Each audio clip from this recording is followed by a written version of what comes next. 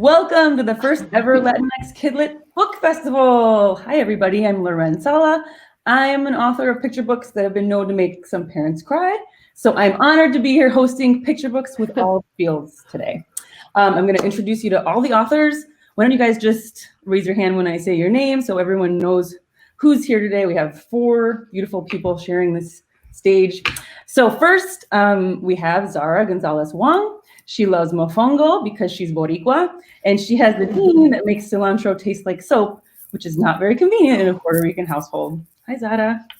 Hola. Okay, we have Ana Siqueira. She grew up in Rio de Janeiro. She speaks 3 languages, English, Spanish, and Portuguese, and most of the time she mixes all 3 up when she speaks to her family. Bienvenida. Hola. We also have Jackie Alcantara. She grew up in the Chicago suburbs. So did I. And her favorite place is the beach, either Lake Michigan or on an island off Honduras. Welcome. We also have Alexandra Alessandri, which is the best name ever to say. She loves the mountains, as her family is from the mountains of Colombia. And she's an only child, but she has 15 tias, tios, and 52 cousins, which is so cool. I'm so jealous. Okay, so now I just want to ask you guys to, tell us a little about your book or books, and tell us where you are too in the world today, and maybe tell us about some of the emotions that you're hoping people feel or learn about when they read your book. So why don't, Alexandra, why don't you start? Oh, hi, I'm Alexandra. Alessandria. I always joke that I chose my husband for the last name because I have a thing for alliteration. But I'm in South Florida. And we just don't know what winter is down here. But I am the author of Feliz New Year, Eva Gabriela. This is the book. It's my debut, and it just came out October 1st from Albert Whitman.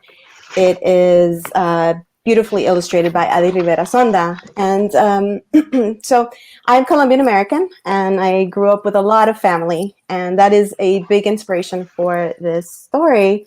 I was also really shy as a kid, and that is really probably the biggest emotion that I bring to the story.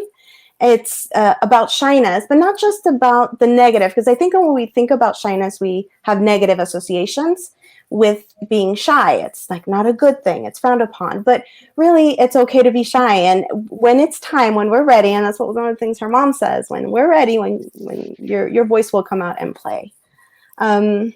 I am a teacher in addition to a children's writer. I teach English. That's about me.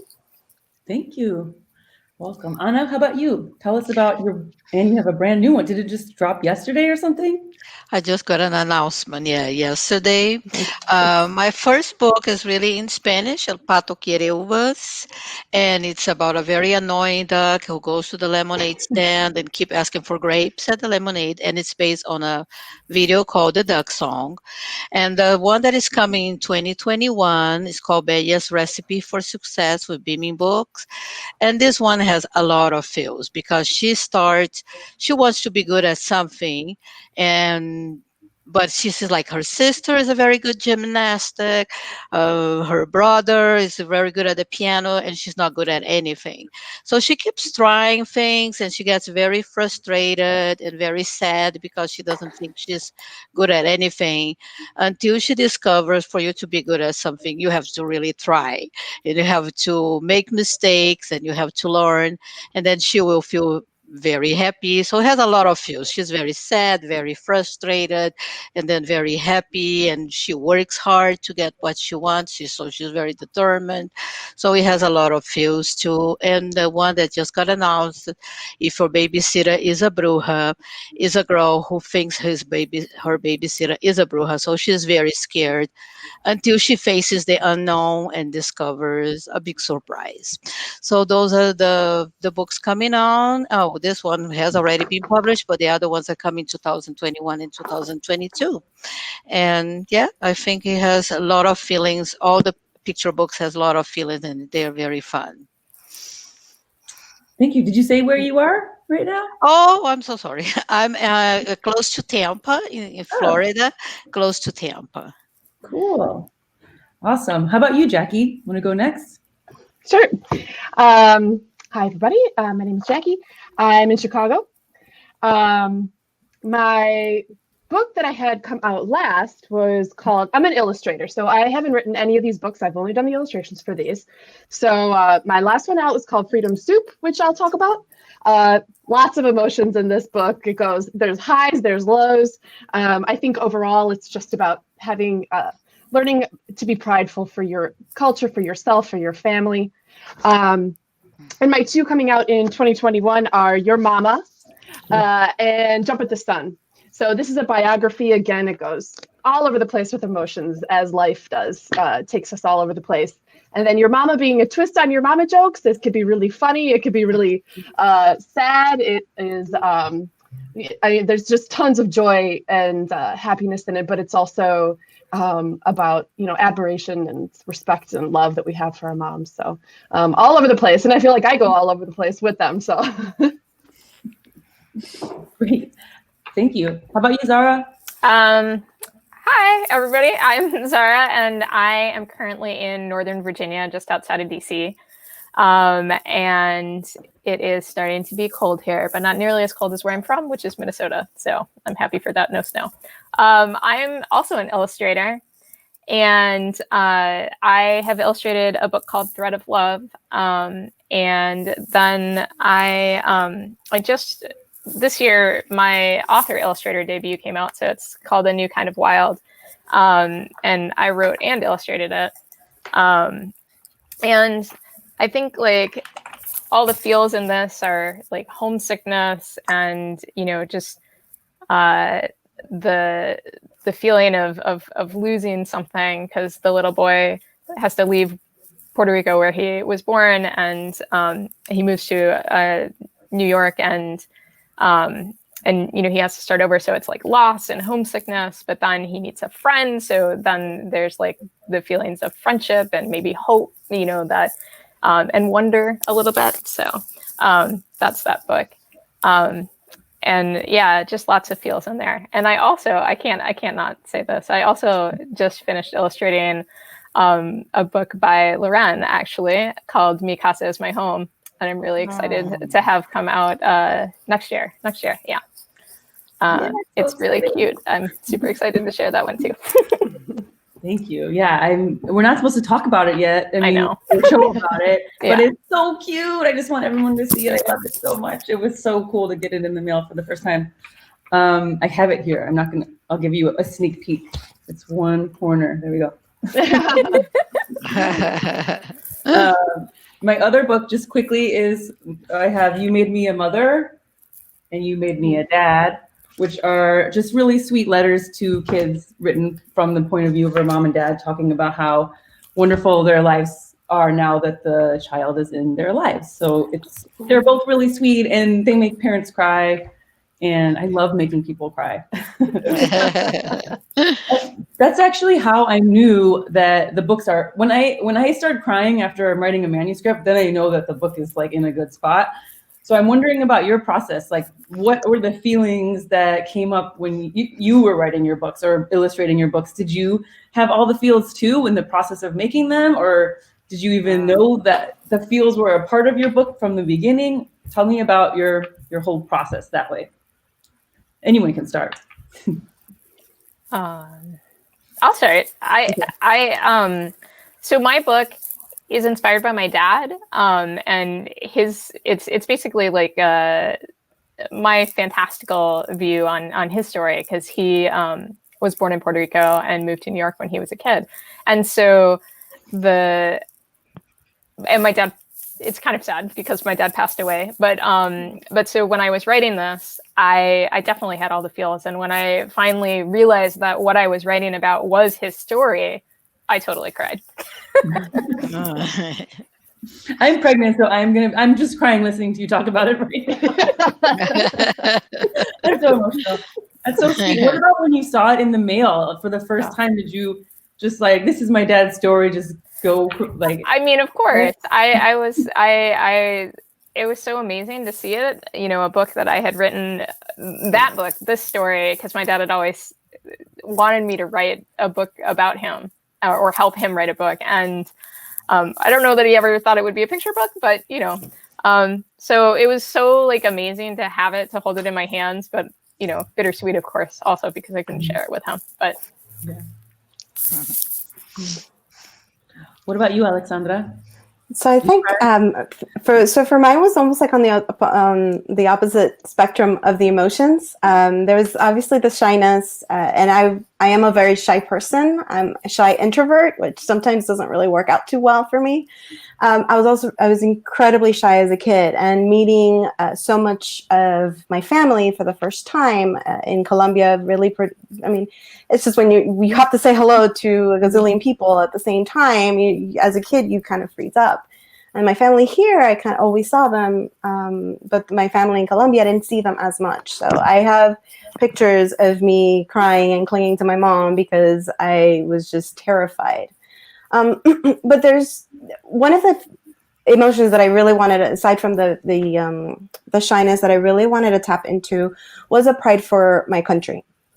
And I grew up in the 80s and 90s, and much of what you would hear about Colombia was not very positive. And so for me, one of the biggest missions that I have when I'm writing about my Colombia is about showing a side of Colombia that most people don't hear about.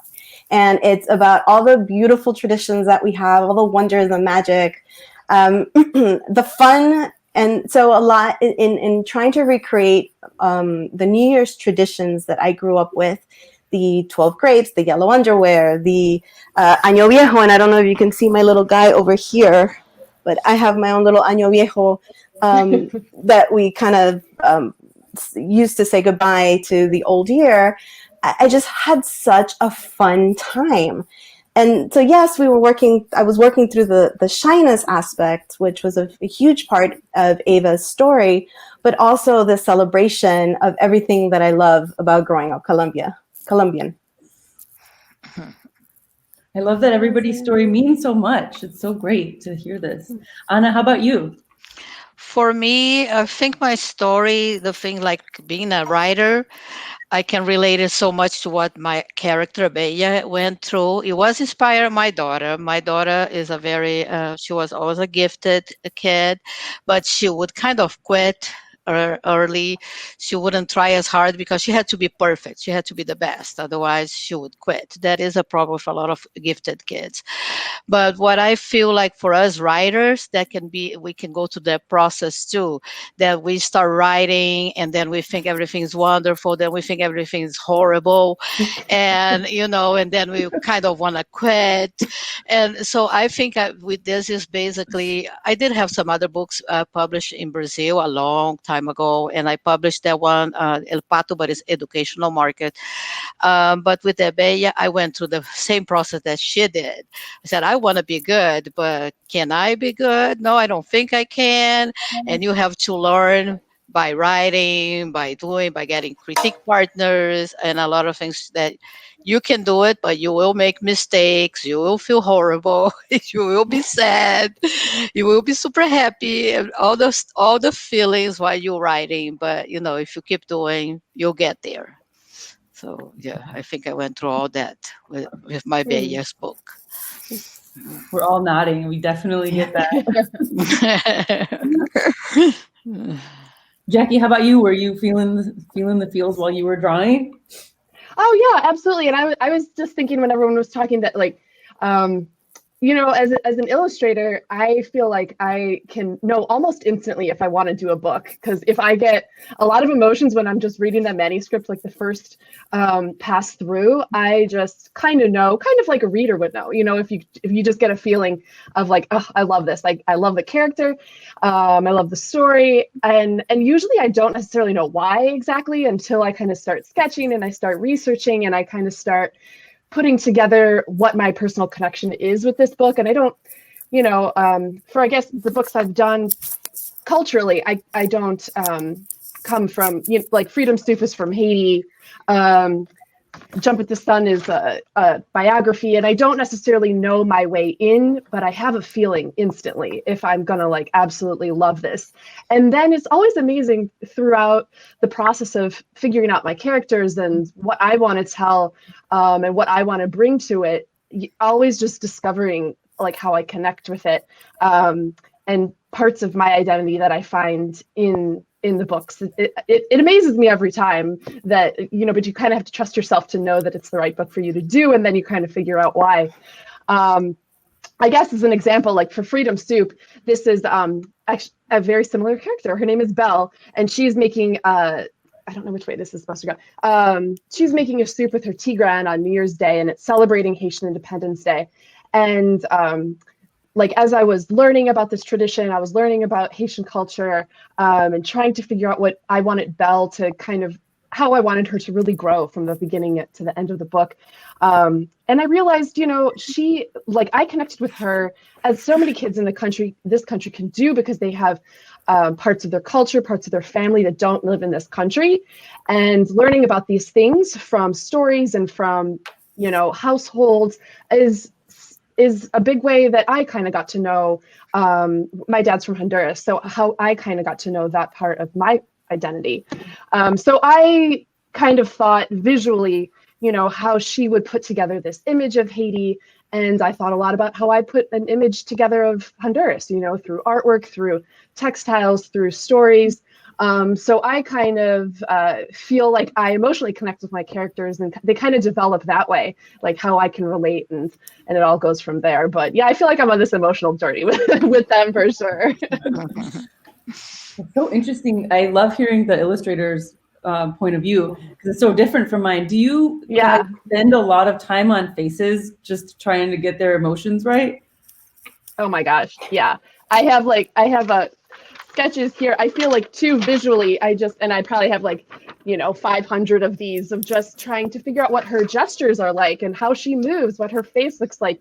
And then when you get it, you can see it, and then you're like, yes, that's her. I got it, But yeah, a lot of getting the emotions right is really big, because you have to tell your story through, through the words and through the pictures, but emotions and gestures and body language is such a big way to tell emotions. So, and little differences can make a really big impact, I think. Do you feel the same way, Zara? Oh, totally. Completely. Yeah. I mean, I also it's just sketch after sketch, even just you gotta move the eyes or the eyebrows, or just a little bit and it completely changes the way that emotion feels. And I do it intuitively, I do it until it feels right, I guess. Cool. Yeah, it's funny because this panel is about all the feels, and I imagined it being about emotions, but you both have talked about the feeling, using intuition and stuff, and that's probably just as important. And I guess we all use that. I didn't even realize that. So okay, we all have sort of long careers ahead of us. We've written a couple books. We're going to write so many more, draw so many more. What is your hope for your future books? What are the emotions or lessons that you want to have in there in the future going forward? What is the thing, your emotional mark you want to leave on the world? That's a tough one. Alexandra, what about you? Oh. This has been a pattern today. I guess probably the biggest in terms of long term is the idea that we're not a monolith. So as a Latinx author, as a Colombian author, there are so many different ranges of emotions in our experiences. And I started with shyness and celebration, but there's also fear at times, and there's uncertainty. And I'd love to explore all those ranges. I certainly do have a pattern of writing about the Colombian experience and the Latinx experience more broadly. My second book the character isn't explicitly Colombian. In my head she is, but she is not necessarily. That's not on the page. But she is definitely Latinx. And I'd love to kind of come to a place where I can be part of the conversation and just having all the different range of emotions in my body of work. Mm-hmm.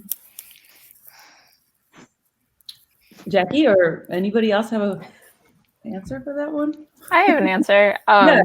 So I guess for me, the thing that I would love to be known for, or for my body of work, is just imagination and the wonder of everyday life. Because I feel like a lot of the books that traditionally have been about like the Latinx experience tend to be like historical and, or about like a particular person who's famous. And that's great. And we need those books too.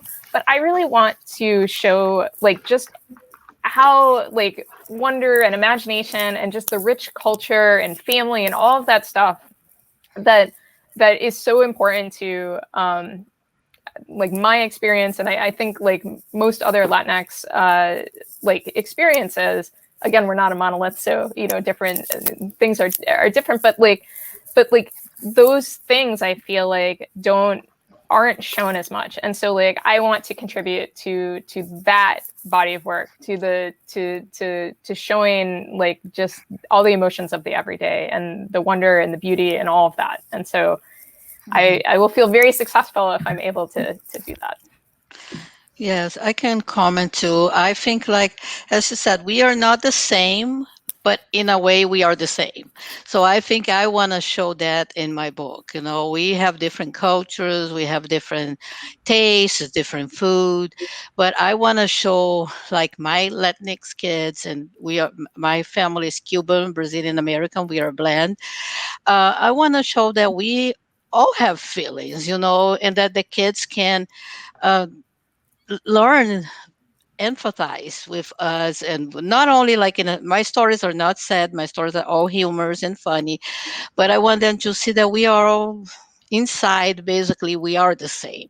We have our different cultures and our different visions and our different tastes, but the kids have the same. You will feel happy, you will feel sad, you have all the feelings, and that's basically what I want to show. I want to show that even though we are not the same, we are the same. That's basically my message that I want to incorporate. I think I incorporate them most in all my books. Yeah, I love that too. Yeah. Do you have anything to add, Jackie? Yeah. I mean, I think I agree with what everybody said.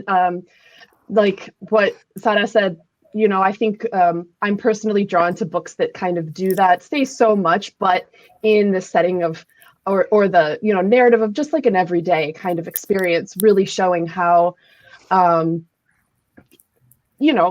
like that's, all kids are curious, all kids are super intelligent, well, can be, all kids are, funny or sad, not just a certain kind of kid. I think, as like I'm still working on my writing side of the game. So that's definitely a big goal for me, to be able to tell some stories, writing and illustrating them. But also kind of what Alexandra said originally, like I also do want to show, like pride for Honduras and Honduran stories, because I don't think that there's very many out there at all. And I feel like especially today it has, it's in the news, for hurricanes or for immigration purposes, but not for other, reasons. And I would love to be able to kind of tell some of those stories from my own experience, from my dad's experience. So we'll see. Yeah, that's actually my next question. I guess for my first two books, it wasn't about the Latinx experience at all. And I mean, I loved those books. They came out, they were great. I loved making parents cry, but it wasn't like truly who I am. So then when the third book came out, I realized how amazing it is to see your own experience in the book. And it's just like, I think it's so powerful to show Latinx kids as just normal kids, and that's who we are. And yeah, it's just such a different experience to get your own roots and background and ancestry into your book. And my question is for you, have you been able to do that? Is there something that you still want to, like Jackie just said, more Honduran stories, but is there like a tradition or culture that you're so happy that's in a book, or that you want to put in a book soon? Or what do you want to represent in terms of your roots? Zara, how about you? I'm mixed. My dad is Puerto Rican, my mom is Jewish, and so for me, like one of my hopes, my goals is to write more about that experience, the experience of being multi-ethnic, and because I think it's also a different experience to be part of multiple cultures. And there really aren't a lot of books that tackle that, but again, tackle it in not necessarily talking about it, but talking about all of the wonderful things about it. Because I don't know, I just go back to like the everyday. I just want like everyday stories, but like featuring people like me, you know, or and showing that magic and that like wonder of, you know, the wonderful mixes that we all are. So I guess that would be what I would want to do. Did I answer the question? Sorry, Yeah, I totally lost my train of thought. Yeah, I mean, I'm a mix too. So my mom's white from Chicago, my dad's from Honduras, and I certainly never saw any characters or stories or knew anybody else in my life growing up that was like that. And so you do feel like this only, well, yay, no, it's not up. But you know, now I know, God, there's like millions of people in this country like me, but I didn't necessarily know that, and I didn't know that that was a story that other people would even really want to read or, you know, listen to, until I kind of do realize how gigantic the Latinx experience, you know, experiences are. You know, it's just a huge range of them. Yeah. Well, for me, what I want to put a little bit more, my first two books are bilingual, has a lot of Spanish words mixed, and I'm a Spanish teacher, so I love teaching Spanish anywhere I go. I try to teach everybody Spanish. So I put a lot of Spanish words, and we put some, there is a recipe on the first book, and it's a Cuban recipe.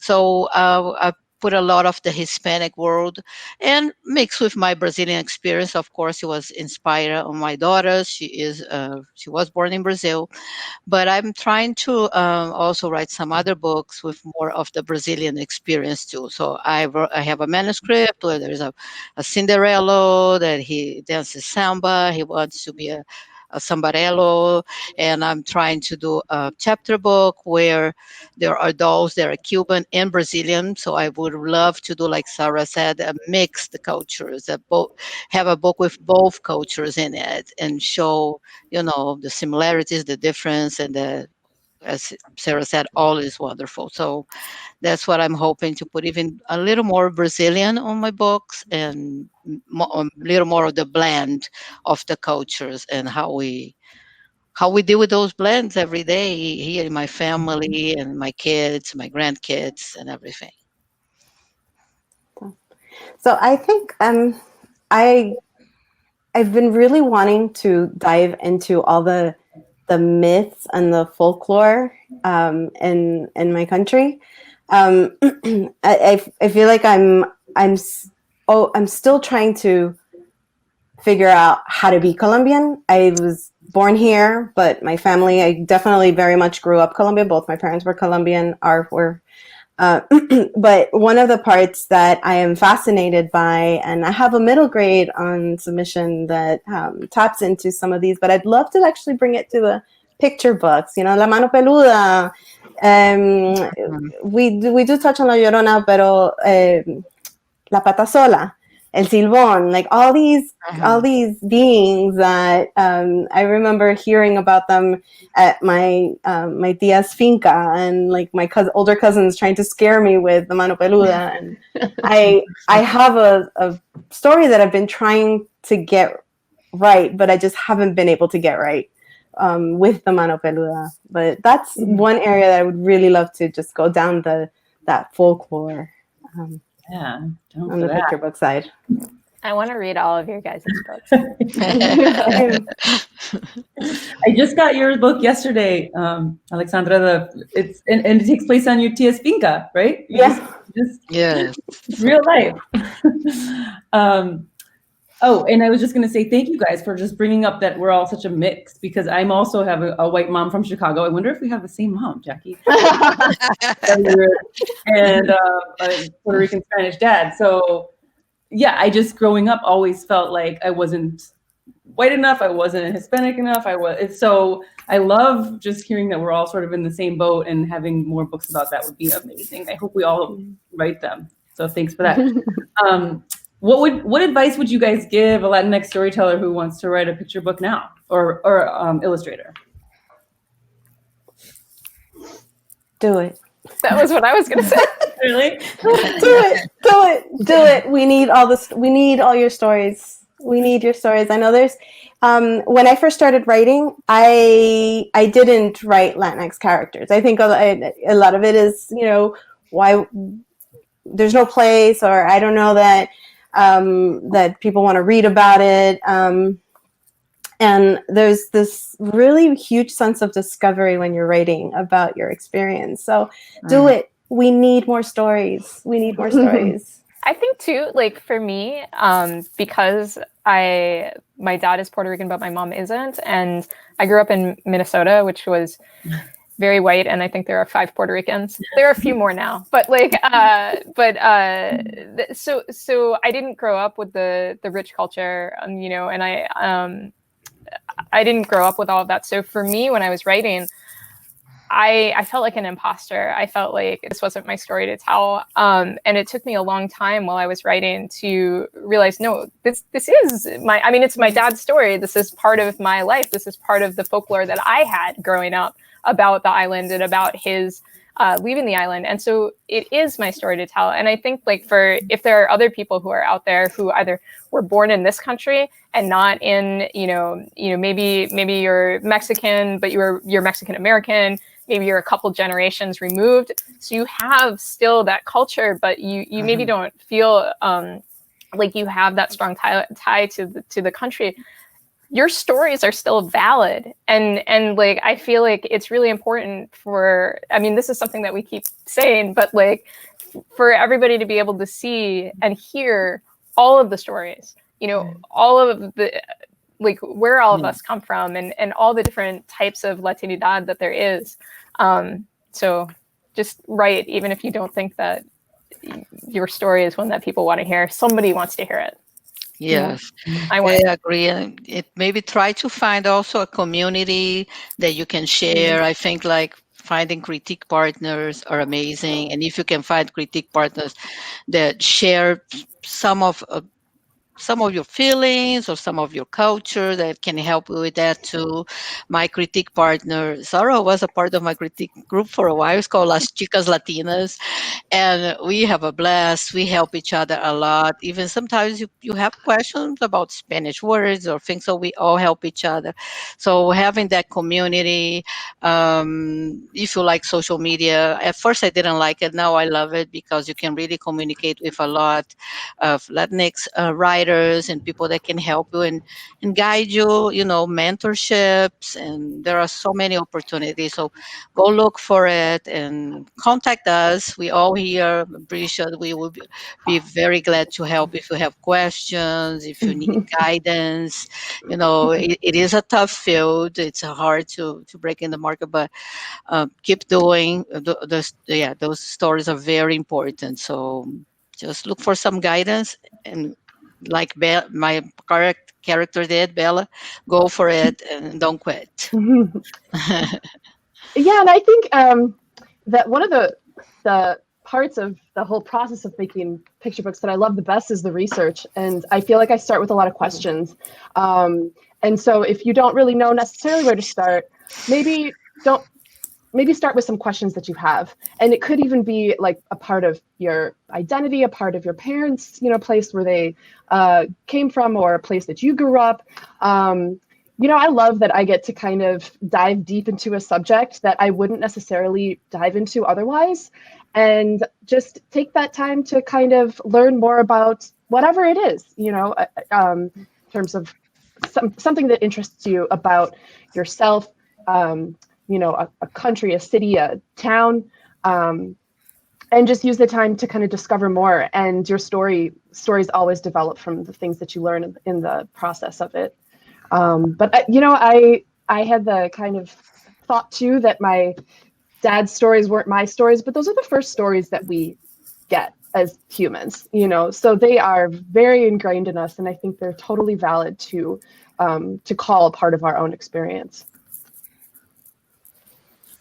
Totally agree. And I'm so glad you said that, Zara, because I also felt like I was an imposter telling the story of the book that we just worked on together, which is, I thought I was writing about like some dream family that didn't exist and it wasn't real or authentic. But then when I saw the book, I was like, no, this is my family. Like, this is me. This is my story. And I guess my advice would also just be tell your story that is just deep inside you. And even like a little tale about going to the grocery store is unique to you, and that's going to be relatable to other people. So I would just say, write what you know, write about your specific unique experiences, and people are all going to just fall in love with you that way because you're being honest. And like Anna's character, not give up, because it does take a long, I feel like, I don't know about you guys, but every book seems to take way longer than you thought. Yeah. Yeah, be patient. So I think it's time to hear some questions for students, right? Guys? Yeah, That's great. Yeah. Let's do it. Yeah, okay, it is. It's time. It's time. We've got some great students that have been asking us questions. The first one is from Sarah R. She's in 2nd grade, and we're going to hear her question right now.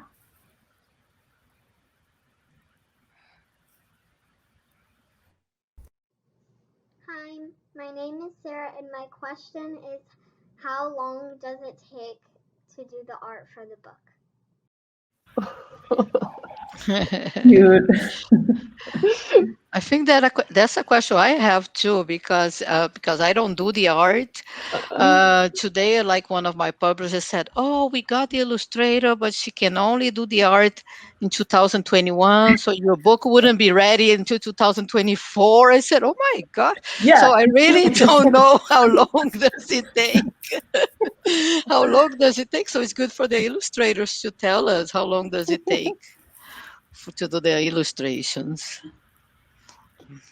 Always longer than you think. For sure.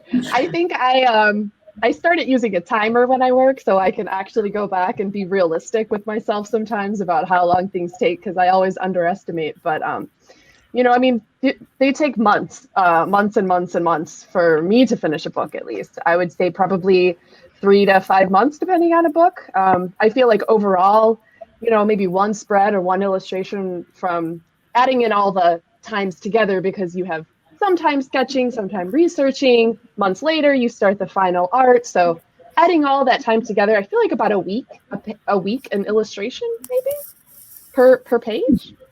I think it depends on how you work, but Yeah, I mean, I would sure. agree with that more or less. I mean, for me, I think the fastest I did a book was in 4 months, and that was working as much as I could, as fast as I could, and not really having as much time as I would have liked to go back and like redo things, which is probably good because it allowed for more serendipity instead of me like making everything perfect. But I think like I would say I feel most comfortable when I have 6 months to work on the art. Yeah. But I mean, overall, like typically it seems like you get a book and sometimes it's like, usually from sketch to final art, it's at least 6 to 8 months. But that's, you know, also revisions and waiting for people to get back to you. So I think publishers give at least a year for art, which is probably why your book got pushed out to 2024 on it. No, it didn't. Yeah. But it could. Yeah. No, I don't think it will. But it's a different book that it cannot be announced yet. But anyway, yeah. I And was there's always wondering that. some pages that, oh, sorry. No. There's Go always ahead. some pages that go really fast, you know, and they just come out and you're like, wow, that's done. That's great. And then there's others that just take so long because you can't get it right. So they all vary. What about manuscripts? Anna, how long does it take you to write a book, like from Ooh. first draft to done, sending it out? I think it kind of depends on the story. Some stories come faster, some are slower, but it's probably about 6 months too. And I write the manuscript, and then I send to a critique group, I send to another, and then I go revision. You let it rest for a little bit, and then you go back. So for me, I believe about 6 months too for me to feel confident that it's ready to submit. Yeah, and plus give yourself a couple weeks for hating it, thinking it's never going to go Oh, anywhere. yes. You're always going to hate it. Sometime you're going to hate it. Alexandra, do you agree? Same thing, yeah. And it really does depend on the project. Some are a lot easier than others, but even the easier ones take several months. Yeah. And then there's all the writing that happens without actually writing, like research or just letting, letting it kind of simmer. You have the first kernels, but you don't really know where it's going yet, and it's still simmering and you're thinking about it, but you haven't sat down to actually do the writing. Yeah. But yeah, it definitely does depend. Okay, we have another question. This one is from Sienna, who's also in 2nd grade. Let's see what she has to What say. is your favorite book you've illustrated? Sarah, I know what you better say. My favorite book that I've illustrated is Mi Casa is My Home. No, seriously, I mean, I think my favorite book is whatever the last one I've illustrated is, because I think you dive so deep into the book that you're working on that you become totally immersed in it. So how can you not fall in love with it?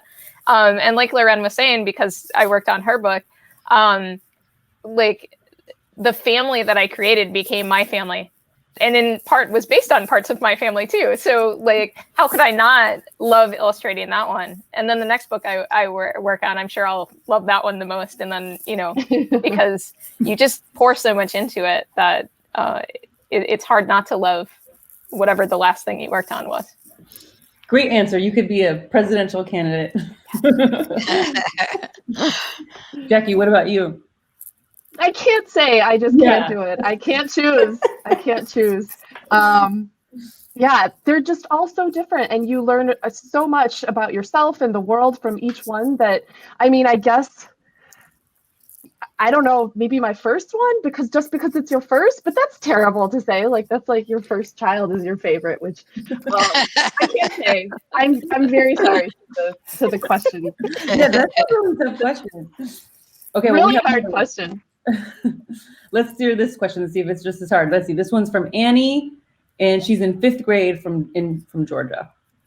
I have a question for picture book authors. If you don't do your own illustrations, is it weird to see your illustrators make your words come to life? That's a good question. Yes. I want to know the answer to that one too. I thought it was amazing. For so long, the characters live in your head, and you have these this notion of what's going on. But then when my illustrator did the illustrations for Feliz New Year, she took the finca out. Like, I had a lot of scenes inside, and then she took it out, and I was like, yes! Why didn't I think of that? I mean, I guess I sort of did, but I didn't. And I was really pleasant. I loved seeing just what she did with that part of the illustration. Actually, with all of the illustrations, but I loved it. Yeah, I think the same way too. You kind of have a picture in your mind, just like when you talk with somebody on the phone all the time or chat with someone and you don't know their face, you imagine there's someone, and then you look at them and say, oh, nothing like I imagined. But a good thing with the illustrators, it will be better than what you imagine, because they have more visual imagination, more things. So my book, Bella, was illustrated by Geraldine Rodriguez. She's from Mexico, and I just saw the whole book they sent me yesterday. I was like, the illustrations are so amazing, and the way that she captured Bella and the character, I really love it. So I think, you feel kind of scared. What is she going to do? Should I put some art note here so she knows that I want it? But if you leave it to the illustrator, they will do a better job than you can possibly imagine. Yeah, I think so too. I mean, it's a little scary because you imagine these characters in your head this whole time, and then Zara could have drawn this family as like bunnies or something. It could have been bunnies. Anything, and I wouldn't have. I mean, I had a little say, but not really. And so it's scary. But then I've never had a bad experience. Every time I've received the first sketches, I get so nervous, and then I open it, and I'm just like, oh my God, it's so perfect. It's just, you're right. It's better than you could have ever imagined. Thank you, Zara. Thanks for letting me illustrate it. Okay, so I think that's all the video questions we have, but we do have some other questions from kiddos. This one's a good one. What book other than your own would you recommend, and why? Well, I read both Alexandra and Zara's book, and they're both wonderful. I review both. They're great. And my other favorite book, that is like one of my favorite of all times, I know our writers, Ashley Franklin, not quite Snow White, I think. Forgot the illustrator, but I'm sorry, illustrator. I forgot the name of the illustrator. But it's one of my favorite books, so not quite Snow White by Ashley Franklin. And Alexandra Alessandri and Zara. I love both books, the illustrations, the text, everything. And I even reviewed both. And yeah, I didn't see yours, Jackie, but I'll try to go read some of them. And yours either, Lauren, but I will try to go check them out. Yeah. Way to put us on the spot. I know. Of course, my entire mind is love them. blank right now. Yeah, so many great books. Yeah, it's Okay, so I really love the book The Day You Begin, and I cannot think of the author's name right now. Jacqueline Woodson. Thank you. I just adore it. And Rafael Lopez, I think, did the illustrations, and they're just beautiful, and it's poetic and beautiful. And that is probably like one of my favorite books. And also, like Anna was saying, I love Feliz New Year. I got to read that one too. It's so sweet. And well, of course, I like Mi Casa as my home because it's but really, just I have to say that like all of the books that have been coming out by Latinx authors that I have come across in the last couple of years have just been so fabulous. I'm so excited for all the books that are coming out. It's really just been a treat, and I feel so lucky to be able to read them to my kids because I didn't have it when I was a kid. Mm-hmm. I got the illustrator, so I can say Ebony Glenn. Ebony Glenn is the illustrator for Not So Quiet is Snow White. Okay. How about you, Jackie? Do you have a recommendation? My mind went blank too, but it did go straight to Little Nights, Nochecita by Yui Morales. No, have you guys not read it? I mean, it's not new, but that's just where my brain went because I feel like I always go back to it for when I'm starting a book and just looking at inspiration. It's just beautiful, and it's like very fantastical, and I feel like I always try to incorporate some elements of that into my stuff, and it just lets your imagination go. She's amazing. Oh, Yeah. Oh my gosh. I mean, yeah, and basically every other book she made. Yeah. Yes. My daughter loves Dreamers, but not for the story. She just likes the little baby butt. But kids actually, like, we spent so much time making this meaningful message, and then the kids, you know, they sometimes don't get it, but they will one day. It'll be cute. Do you have any other recommendations, Alexandra? So I'm same thing. Like there's so many out there. I'm going to say that I love Sylvia Lopez's Selena, illustrated by Paola Escobar. And Sylvia is a really good friend of mine, but I love her work. But I grew up with Selena, and I adored her as a teen, and so that story in particular I really loved, and I love Paola's illustrations. Cool. I'm gonna make a list of them. Yeah. Lucky Broken Girl by Ruth Behar. Oh, I love that. Awesome. Yes, Yes, that one I would plug. For sure. Also, she is a Jewish Cubana, which Yes. Yeah. I definitely resonated with that book. Yeah. Amazing. Great. There's so many books out. We're so lucky, like you said. Did you feel like you had this much of a choice as a kid? No. All right. Well, 1 minute left. We're just going to take a short pause right after we wrap up for editing purposes. Whoops, I shouldn't have said that out loud. But you can edit that out. Well, and then I'm going to say, all right, guys, thank you so much for attending the Picture Books with All the Feels panel at the first ever Latinx Kidlit Book Festival. Thank you guys all for showing up, for sharing yourselves and your ideas and your work. And we'll see you next year. I'm so excited. Thank you. Yeah. Bye. Yes. Bye. Hello, I'm Isabel Quintero, author of My Papi Has a Motorcycle, illustrated by Zeke Peña. I hope you're enjoying the Latinx Kids Lit Festival, and I hope you enjoy the rest of the programming, and I hope you enjoy the book.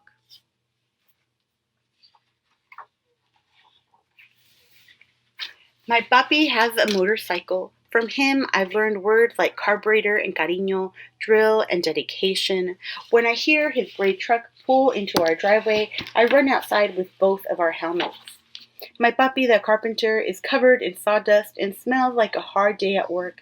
His hands are rough from building homes every day, his job since he first arrived in this country. But even though he comes home tired, he always has time for me. When our city is winding down, he takes me for a ride. Today he's going to show me the new houses he's working on. Papi is careful with my ponytail as he pulls my helmet tight.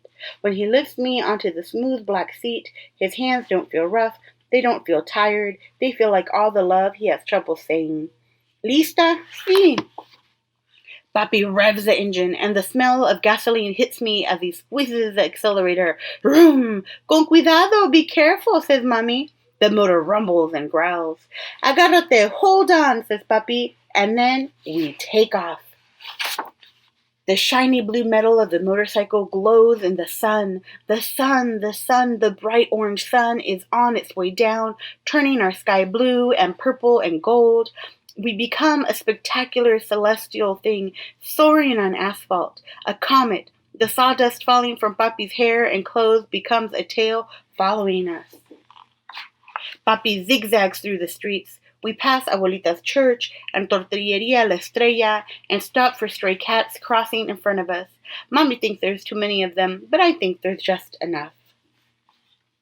We pass Joy's Market where Mommy buys my gummy bears.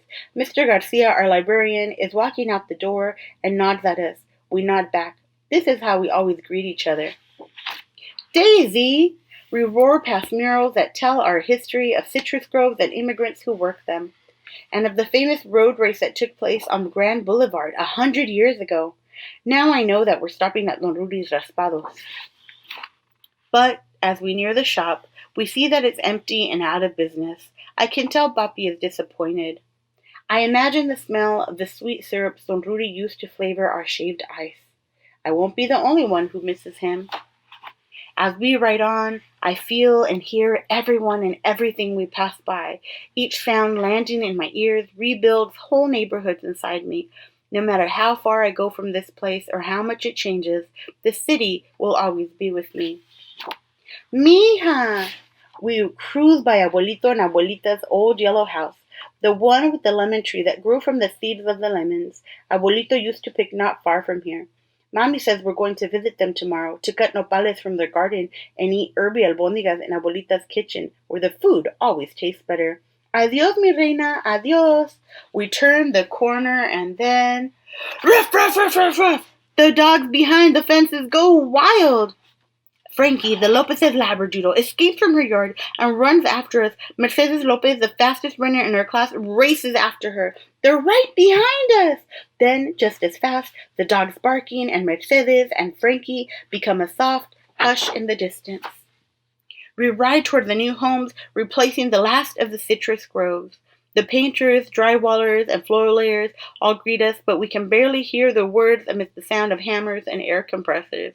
Trabajando duro, muchachos, asked Papi. A little bit not too much, they say. Even in all that noise, my Papi's voice touches everything. Around the circle! This is my favorite part. On Grand Boulevard, we lean into the curve of the street. I make believe that we're in one of the races that took place here so long ago. It's our last lap, and we have to win. The crowd cheers us on. Daisy, Daisy, Daisy. I feel Papi smile as I squeeze my arms tighter around him. Vamos, Papi, faster, faster. We fly around the circle. There's the school where we practice soccer. There's the post office where Mr. Charlie takes our letters. And la panaderia where Papi buys conchas on Sunday mornings. Here it is, all of our beautiful city. My eyes try to catch everything, but the colors of houses blend into one another, red, blue, green, orange, pink. We ride until the blue glow from the motorcycle begins to dim and our comet tail has been left behind on the streets we've traveled. We head home and slowly the engine echoes us back onto our street and then our driveway, our finish line. Mommy and little brother hear the motorcycle and run out to greet us. Mommy waves us in just like a referee. Papi and I can't stop laughing. We had a good ride. Through our laughter, I hear a familiar sound. Honk, honk, raspados. I think about my city and all the changes it's been through and all the changes that will come. Chicle y fresa, por favor.